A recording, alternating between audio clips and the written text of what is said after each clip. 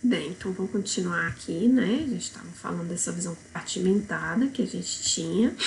A proposta dessa definição de agronegócios é uma visão mais sistêmica, uma visão que relaciona mais, que reconhece que essa link entre os elos, a gente chama cada um dessas partes por onde passa a cadeia produtiva de elo. Então, os elos, eles precisam conversar mais, eles precisam conversar melhor, eles precisam colaborar entre si. E o que a gente verifica é que tem um problema muito grande aqui de comunicação, de coordenação, de colaboração, e que a gente acaba incorrendo no jogo do perde-perde. E nós devemos trabalhar para que haja o jogo do ganha-ganha. Que é isso? Muitas vezes, por exemplo, um produtor rural, um produtor de leite, ele briga com o laticínio, ele é uma disputa.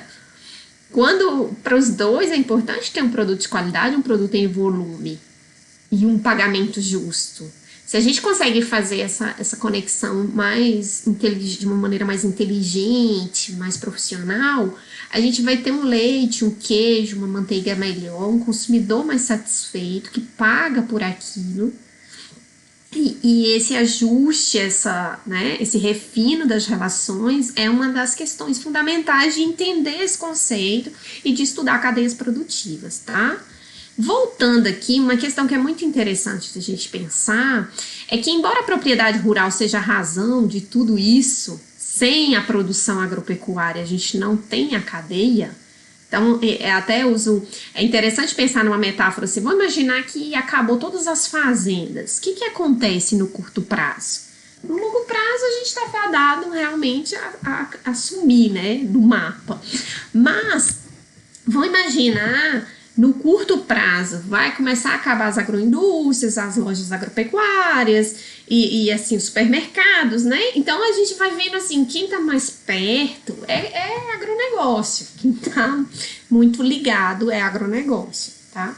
Então, embora, se a produção agropecuária acaba, que a gente até discutiu um pouquinho, né? Que é uma das funções do meio rural, é produzir alimento para alimentar a população.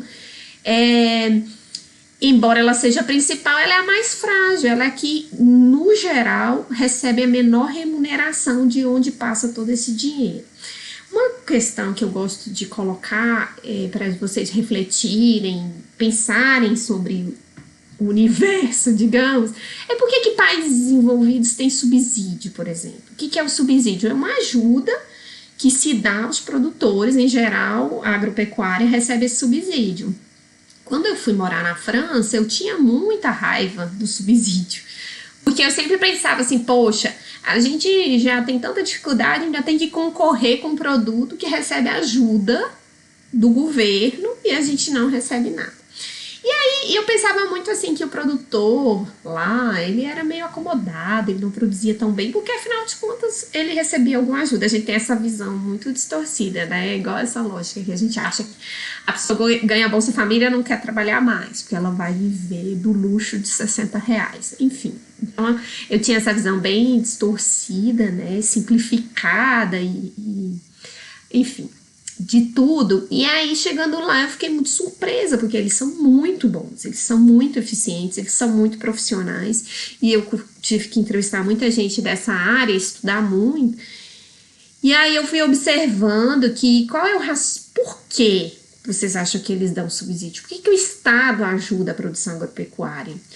Porque era até mais barato para esses países desenvolvidos adquirir produtos de países em desenvolvimento que têm uma mão de obra muito barata, que o custo de produção é baixo. Se a gente pensar do ponto de vista cambial agora, os produtos brasileiros estão baratíssimos, né? E por que não comprar desses países? Dá um pause aí e pensem por que o subsídio. E aí, dentre muitas coisas, vocês já deram um pause, né? Uma das questões é que é uma questão de segurança alimentar, de soberania nacional. Como assim? Soberania nacional, o que tem a ver com subsídio? Porque, gente, mesmo que seja mais barato comprar fora, se houver uma guerra, se houver um problema bélico, eu posso ter maior armamento. Se eu não tiver alimento, eu estou fadado a perder. Então, para garantir como a transição para outras atividades, lembra da análise de investimento de capital empatado? Como eu tenho investimentos muito mais interessantes em indústrias pujantes, né, uma economia que funciona de maneira mais organizada, por exemplo, na Europa, eu tendo a sair da atividade agrícola para ir para outras atividades. As pessoas iriam abandonando o campo com o tempo. E o campo perde sua função social, que é a função de manter a paisagem, de cuidar da biodiversidade e de distribuir geograficamente a população num determinado país. Então, na França, vou usar o exemplo que eu conheci um pouco de perto, eles pagam para que o produtor continue produzindo alimento. E aí eu comecei a entender uma série de questões maiores, né? De que é importante para todo mundo que isso aconteça. Isso não é uma ajudinha para que as pessoas se acomodem. Isso é uma reorganização social, porque a sociedade se sofisticou de tal maneira e complexificou de uma tal forma que se a gente não tiver mecanismos de regulação, de organização, a gente vai caminhar para o caos. E aí, qual é a minha perspectiva hoje, né? Isso é uma conversa assim muito elementar, muito básica, só para a gente discutir a questão da agrária, né? Eu vejo, e isso eu aprendi lá, que, por exemplo, lá tem uma região que eles chamam do queijos de montanha, né? Porque lá, na época que eu morei, era tudo muito separado. O estado definiu o que podia produzir em cada região.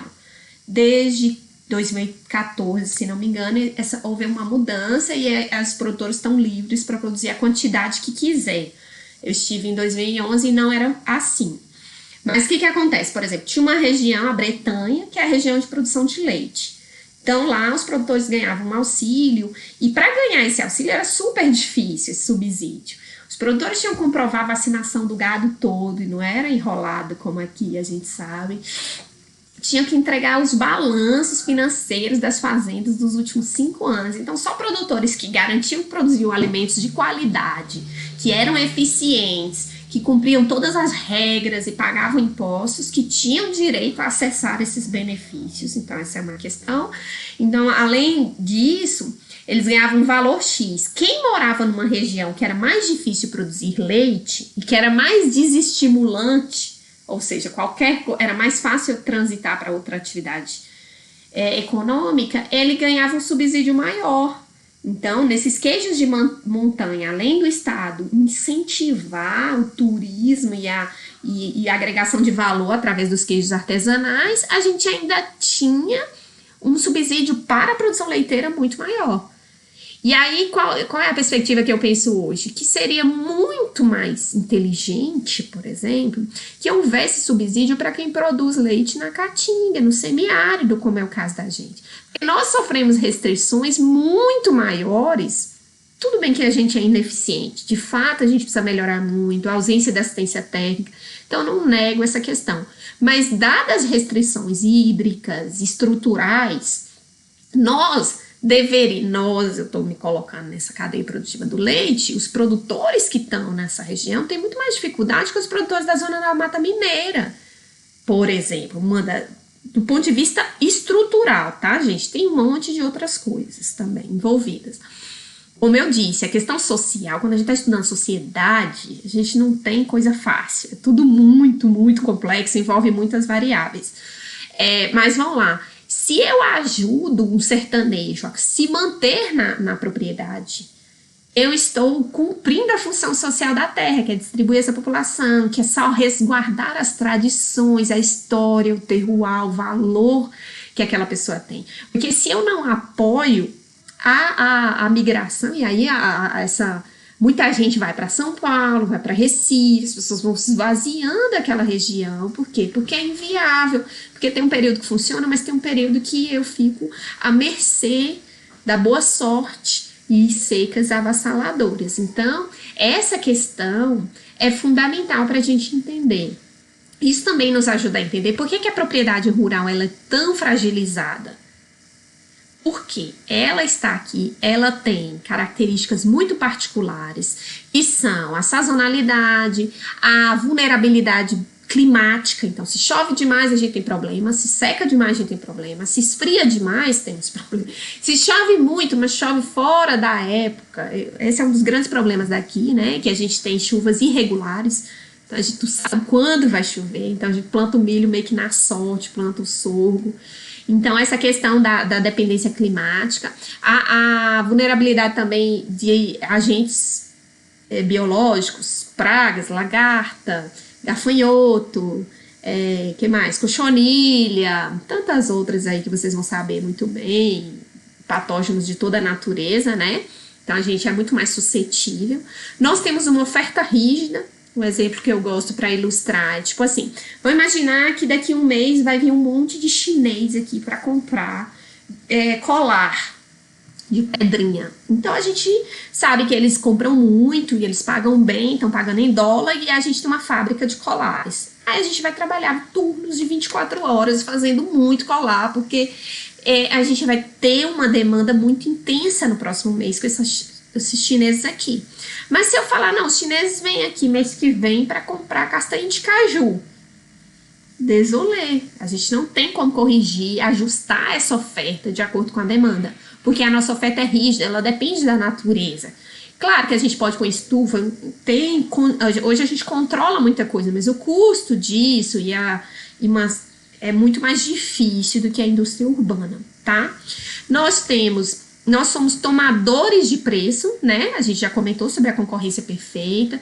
Quando eu falar um conceito que não for muito claro, gente, correr atrás, pegar um livro de economia, dar uma revisada.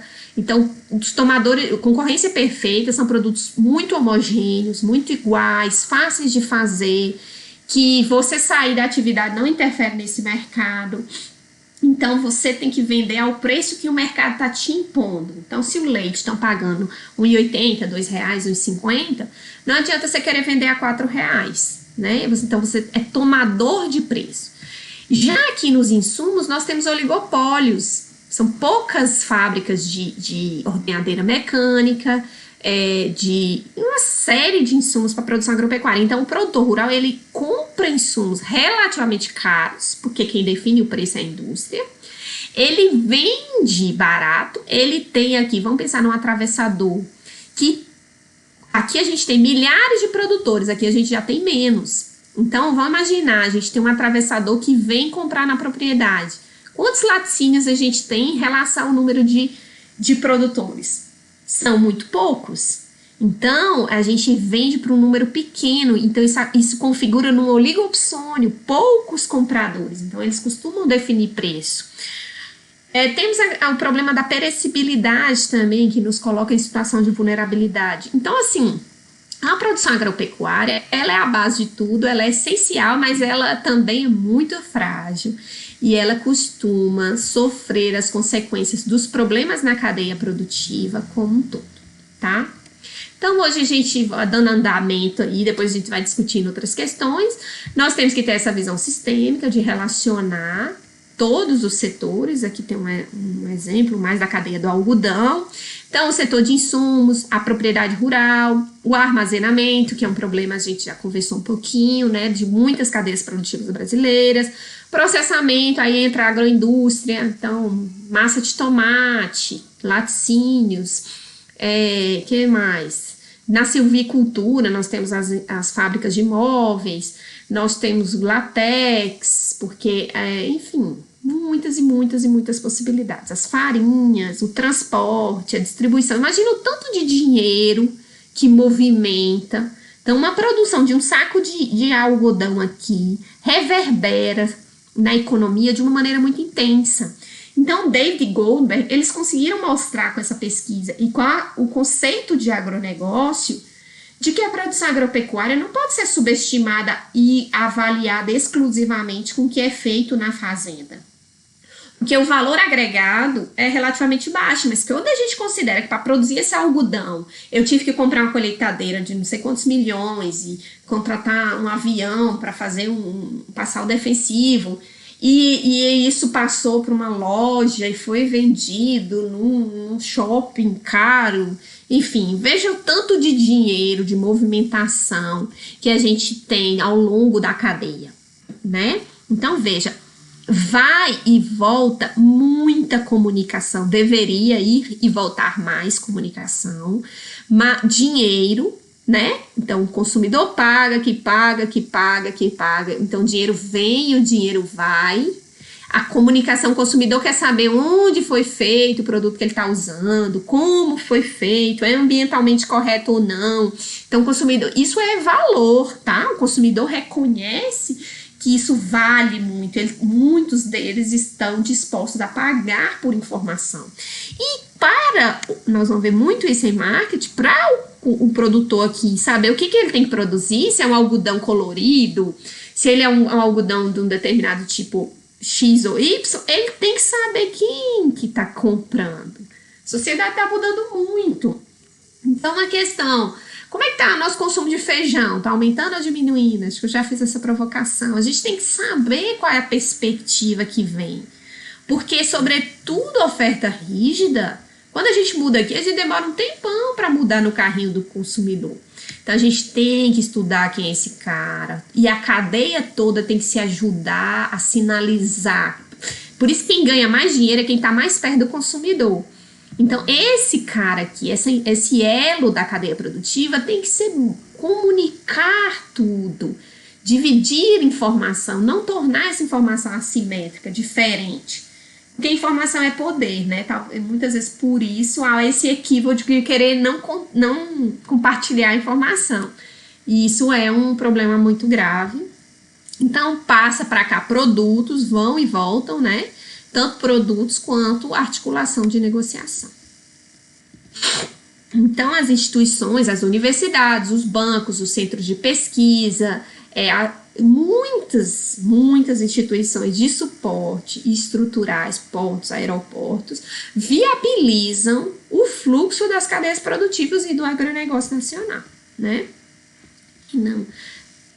Enfim, o que a gente tem? Nós temos cadeias desorganizadas.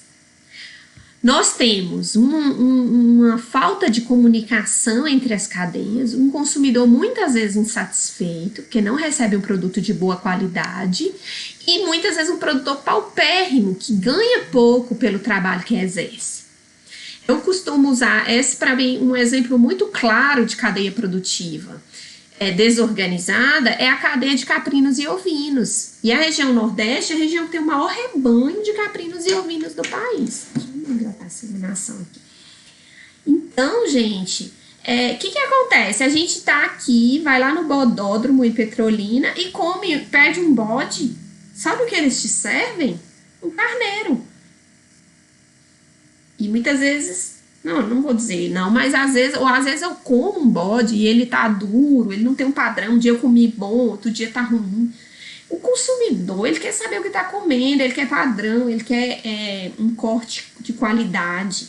Então, à medida que ele, por exemplo, sobretudo na primeira compra, se ele comer uma carne que desagrada, ele deixa de ser um consumidor corrente desse produto. Então, se eu não tenho um corte padronizado, de animais abatidos na época correta, sem cheiro, com gosto característico da carne, mas sem problemas de manejo, tenro, macio, bem preparado, esse é um consumidor que vai pagar por isso e vai consumir com frequência. Então, a gente também percebe, a gente consegue ver que a cadeia está desorganizada quando a comunicação é ruim, quando você não tem uma indústria montante muito boa. Então, se a gente falar, era pra gente estar tendo altas feiras sobre tecnologia com caprinos e ovinos. A gente tinha que ensinar para o mundo como produzir bem e melhorar o sistema de caprinos e ovinos. Nós não temos uma indústria pujante. Nós não temos uma casa agropecuária especializada nesse setor. Ou se... Quer dizer, a gente tem, mas ainda incipiente, ainda muito pouco para ser considerada o maior rebanho do Brasil. Uma época eu estudei um pouco essa cadeia produtiva e os melhores restaurantes de Recife que oferecem carne de carneiro e de caprino, né, de bode, compram esses animais do Uruguai, principalmente, porque eles recebem padrão, recebem qualidade. Isso a gente pode ver para leite, pode ver para muita coisa. Então, o que se espera com essa compreensão que vocês precisam ter da cadeia produtiva, do agronegócio daquele setor, é que é preciso organizar as cadeias. O que vocês têm que fazer como profissionais da área é isso aqui. Isso é um desafio? Mas é o papel que a gente espera. Que haja uma comunicação melhor, que a gente saiba onde está cada elo, que a gente colabore um com o outro, que o consumidor receba uma carne, saiba qual animal, qual espécie que ele está consumindo, gente. Hoje, com o boom das alergias, com a insegurança que a gente tem em relação à informação, uma cadeia produtiva que não passa confiabilidade, ela está fadada ao fracasso. E todo mundo sai perdendo.